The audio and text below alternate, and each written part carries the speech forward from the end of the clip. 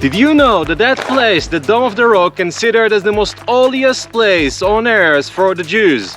The Jews believe that that rock, it's the rock which Adam and Eve was created from, and Abraham almost sacrificed his son Isaac on that rock. And King Solomon built the temple for God on that place. Did you know that even though that place is the most holiest place on earth for the Jews are not allowed to pray on that place because the Muslims don't allow them? שמע ישראל, אדוני אלוהינו אדוני אחד.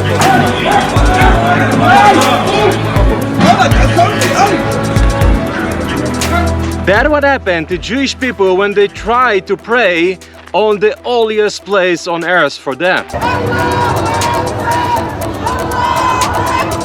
Did you know that the Hamas in Gaza called this war that's happening today in Israel Mabul el-Aqsa, El-Aqsa flood, and they mean to that building? Did you know that on October 7, exactly at the same time that thousands members of Hamas came from Gaza into Israel and slaughtered, killed thousands of Jews, number 2 in Hamas, Mohammed Def, put a lecture in YouTube which saying that the war which happening now, it's not about Gaza at all, it's about Al-Aqsa, and he meant to the Dome of the Rock.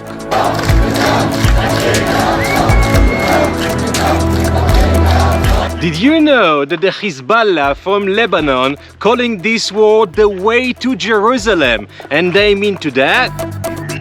Did you know that the IDF soldiers said that every house they went in Gaza, they saw big pictures of that building?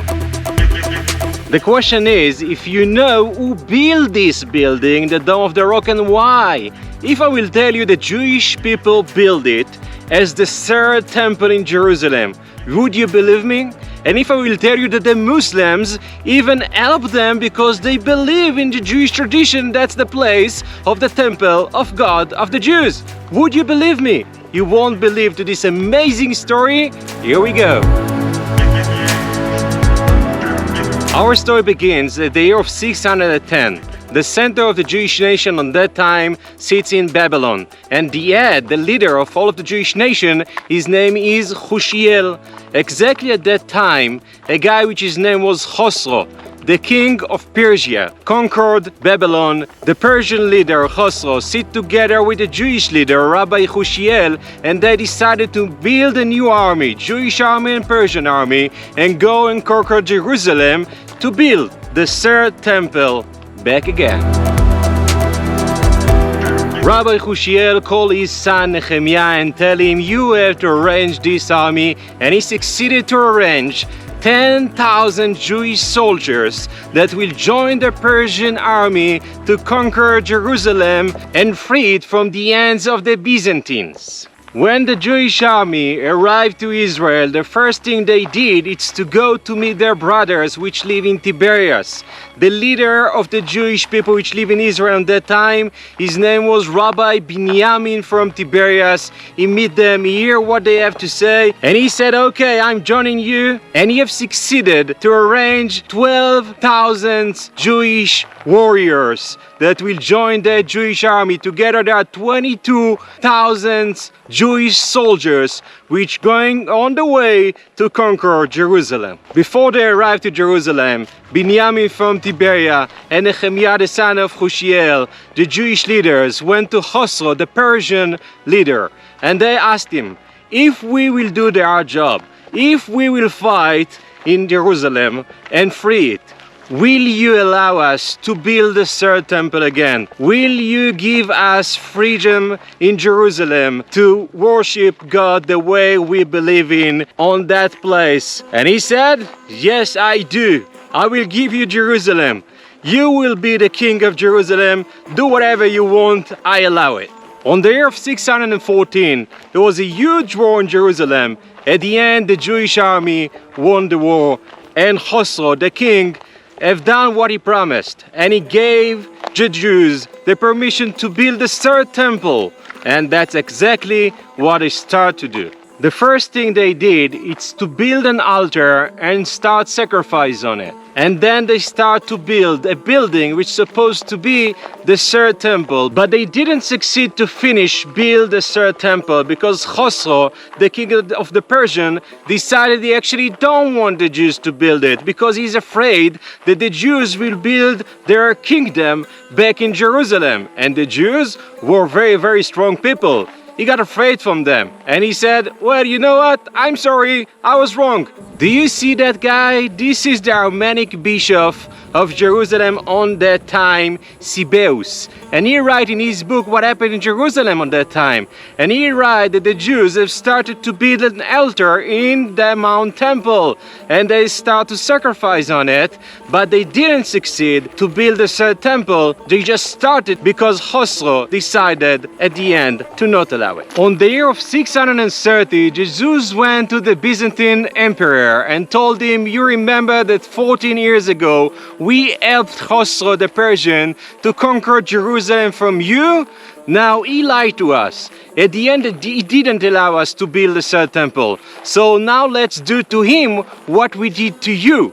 We the Jews will conquer Jerusalem again from Khosrow's hand and give it to you. But you have to promise us that you will allow us to build the third temple. Hercules listened to them and he said, you know what? Let's do it. We got a deal. Conquer Jerusalem, I will take over, and I promise I will give you the permission to sacrifice to God and build an altar and build a third temple on the Temple Mount. And that's exactly what happened. A huge army of the Jews went to fight in Jerusalem against the Persian army, conquer Jerusalem again, and give Jerusalem to the hands of the Byzantines, like they promised. But then, when Archelaus, the Byzantine emperor, went into Jerusalem, the priest of Jerusalem came to him and told him, what have you done?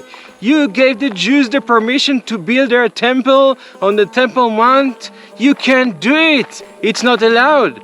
Archelaus told them, I'm really sorry, but what can I do now? I gave the Jews my word.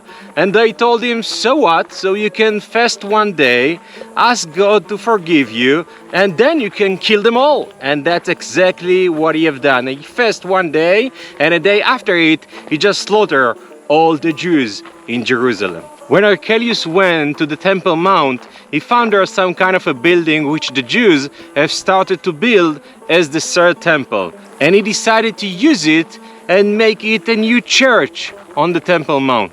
At that time, the Muslims, which was a new religion in the world, had a new leader. His name was Umar el-Khattab. And he met the chief rabbi of the Jewish community in Babylon, which his name was Rabbi Bustenai. And he actually fell in love with the guy. He had a big respect to him. And he decided even to become a family. He took the two girls of Yavzigad, the king of Babylon, and one of them he got married with her, and the other girl converted to Jewish, and he gave her to his best friend, Rabbi Bustenai. So in that way, Omar ibn Khattab became family with Rabbi Bustenai, the chief rabbi of the Jewish community. And the rabbi had a big influence on him. One day, they sat together and decided to build the Jewish army again and to go again at the third time to Jerusalem, conquer Jerusalem. And Umar ibn Khattab promised to Rabbi Bustenai, I will allow you to build the third temple, build the altar there and worship God the way you want. And that's exactly what happened. On the year of 638, a huge Jewish army together with the Muslim warriors went to Jerusalem, conquered Jerusalem. Umar ibn Khattab remembered what he promised to Rabbi Bustenai. And the first thing he did when he went into Jerusalem is to try to find the place where the temple was. And he found the old guy which showed him the place. And he bent down over there and he said, God, I promise you, I will build here the third temple and the Jews will worship you over here. And that thing, it's written in the holy books of the Muslims. Omar El-Khattab, he is the guy which make this building which the Jews start to build the years before, and he make it bigger and nicer the way it looks today. He is the guy which built the Dome of the Rock as a temple for the Jews. And that wasn't even enough for him. He heard from his brother-in-law, Rabbi Bustanai, that only special Jews can worship God on that place, which called Kohanim, a tribe of priests. So he brought 70 families of Jewish priests to Jerusalem to work in the temple. And that's written in the Muslims' books.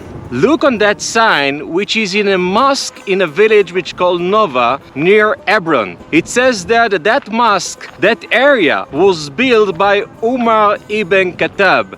And he write on it that he gave the place to the temple which called El Makdas, Beit HaMikdash. That's the Jewish name for the Temple Mount in Jerusalem, to the special stone.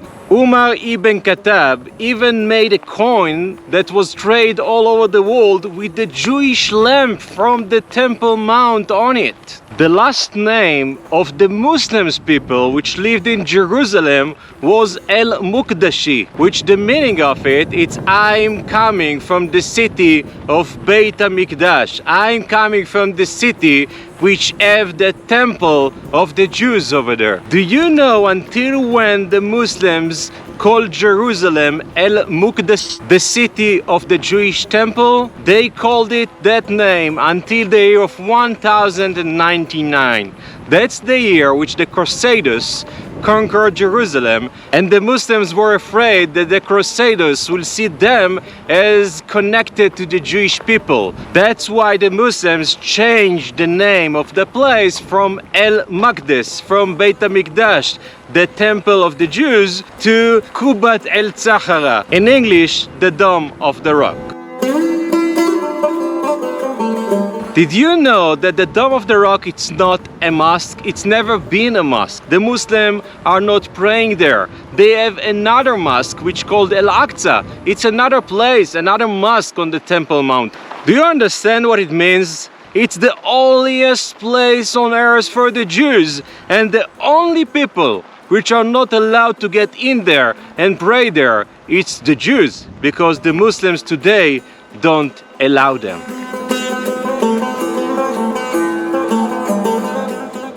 Now I have a request for you. Please don't believe to any word I've just said. Check it by yourself.